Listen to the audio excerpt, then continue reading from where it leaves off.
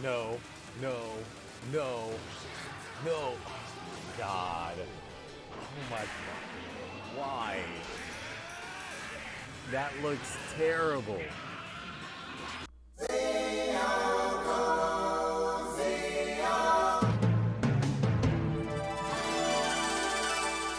This episode, man, this episode, right in the feels as well. It's Sakura's time to shine, and what a way they found to do it. And look, before I get too into it, look, I know that next week it is coming. It's in the previews for the next episode, so, and it's all over Twitter right now, so it's whatever. I have thoughts, but I'll reserve that for next week. This week, we really got to talk about the plot line that they, that they kind of handed us for this week's episode. So, with that being said, let's go ahead and get into it. George is really starting to live his best life. He's already got his 10 Vice stamps that he needed, as well as the Phoenix Rider Corps. That's right, we've got demons, live, and, of course, Revice and Vice dealing out a whole fuck ton of damage to Deadmans. However, we are then introduced to a mysterious figure in a mask, shrouded in mystery. Who could this elusive Deadman sympathizer possibly be? Oh, you're not even gonna ride this one out, huh? This mystery is just okay. Okay, this bit I just found incredibly dumb. For a hot second, I was honestly debating on who this guy could be. I even thought he could possibly be Ushijima. But that was thrown out the window in mere seconds of introducing this character. But hey, look, at least Ortega finally gets some screen time. Julio, not so much. The A-plot and monster of the week for this episode sets up a new arc. As the villain that we get has a very unique skill set. He's got the power of persuasion and the ability to duplicate his Vice stamp, allowing others to form contracts with his dead man. This story, however, pulls no punches, literally and figuratively speaking. One of his victims is one of Sakura's instructors, Seiko-san. See, Seiko-san here is a woman that is being pushed to do the extremes in order to save her son's life. He's suffering from seizures and ends up having an incident in the episode which requires him to get hospitalized. Of course, strapped for cash and things like that, and just trying to care for her kid, it really drives her to really sink to the deep end. And it's times like this that you forget that you're watching a show that's meant for kids. As the plot lines such as this really just make you sympathize with the character and make you hate Fluffy Coat Lelouch / Zero even more. The main focus for this episode is, of course, Sakura. And boy, can this girl emote with her eyes too damn well. After last week's tussle with Aguilera, she's really letting her words get to her. We find out this episode that since she was a little kid, she's always wanted to be strong. And, of course, this isn't a stupid setup like, say, Daiji's child past revelation that we got previously. But from the course of the previous few episodes, we know that her skills as a martial artist give way to the vulnerability that's inside. This gets played up with the fact that Daiji's emergence as a writer, now both her brothers have surpassed her in strength. This is driven home by the confrontation between Daiji, Iki, and even her mom as well. And this shit is just hard to watch. Sakura gets beaten up a lot in this episode, both physically and mentally. And look, I want to just apologize for the seriousness of how this review is going. But this episode, for the most part, is just very eloquently told. Sakura's ascension to what we'll get next episode is just being done so well, and her story does not feel rushed and definitely feels deserved. So yes, this episode, she gets the ugliest writer belt yet. The blue and the orange just reminds me of the Nickelodeon logos from back in the day. It's not doing anything for me, actually. I'll give proper thoughts on all that along with everything else, like I said, next week. But for right now, yeah, this belt just looks like half a belt. It doesn't even look like a full writer belt. And before you guys sound off on the comments, I know. This belt, however, doesn't appear to be made by George, which he kind of indicates when you see the moment happen and it goes into his face, and yeah. But could it be the dead man's?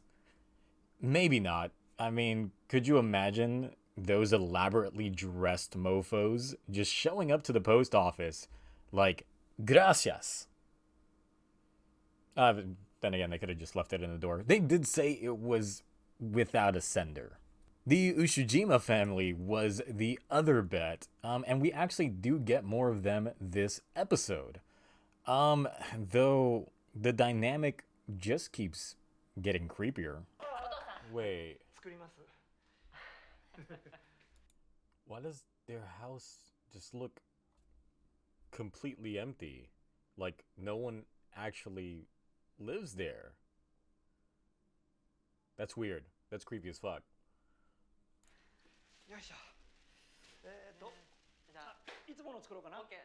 Okay, look, it's not just me. It's not just me. After all is said and done, we finally get it. Sakura's triumphant entrance. With Belle on deck and everyone shocked, she strikes a pose, says the word, and then...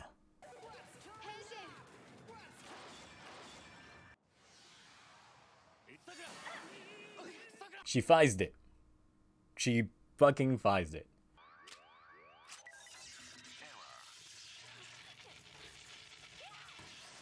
She can't transform.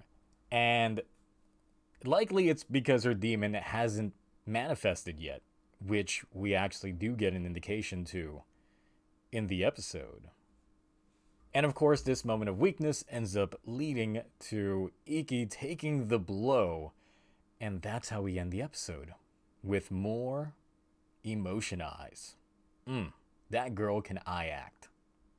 Okay, let's talk forms, because yeah, we didn't really get new forms this episode, but we got the remix buddy up that I didn't want to see, and it was way worse than I imagined, as you saw with the intro to this video.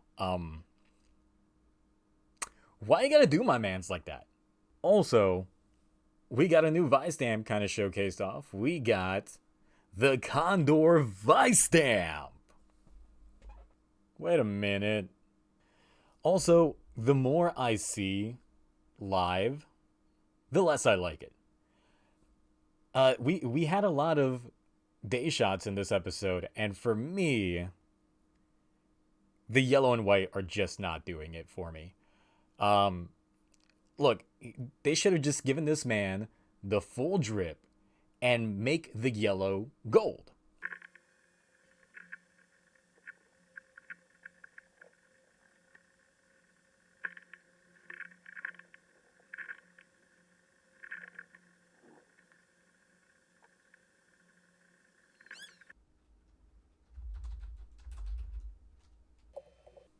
I want those reflections to burn my corneas. There were also a few flaws this episode, none of which were Aguilera. She is flawless. There's one scene in particular that I want to point out.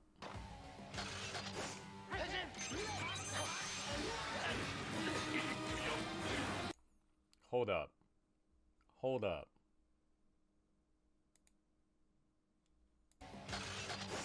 He didn't flip this part. You should be transforming into evil.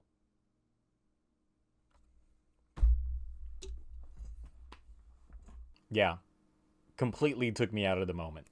So, this episode is getting the Aguilera A. This episode continues the great choreography that we've been getting, as well as the great writing that we're getting as well. The character drama is all too real, and the emotion was definitely felt. Sakura gets the mess knocked out of her so many times that I just can't wait for her to cut loose next episode. We also got a lot of Aguilera this episode, which, once again, is never a bad thing. Her dynamic with Sakura continues to shine, though one thing I find odd is that none of the Deadmans really seem to have had any meaningful interactions with Iki. And like I stated in my previous reviews, he's starting to feel like a background character or a side character in his own show. This arc also did introduce us to a new enemy that hopefully they don't write out next episode, as his gimmick is actually pretty good. The episode also serves as a proper way to introduce us to our next new writer next episode. So overall, the pacing was great, the fighting was great, the writing was great, the character moments and the character drama in general, great. And clearly, I enjoyed this episode way more than I thought I would. It went in a direction that I didn't expect, but I still liked. But what did you think about the episode? Do you like the approach that they took with Sakura this episode? I know for some, having her get beat up a lot, they might not take that too well. But for me, I felt that it plays up just the fact that she is a very strong character. Also, what do you think about the new villain here? Are they here to stay, or are they just another one-off? But yes, share your thoughts on the comments below, and I look forward to interacting with y'all. I'll be back next week with more Revice action. Looking forward to the new suit talks, but also how that transformation sequence will go. And always remember, even if there is no nice or vice, there is Kamen Rider.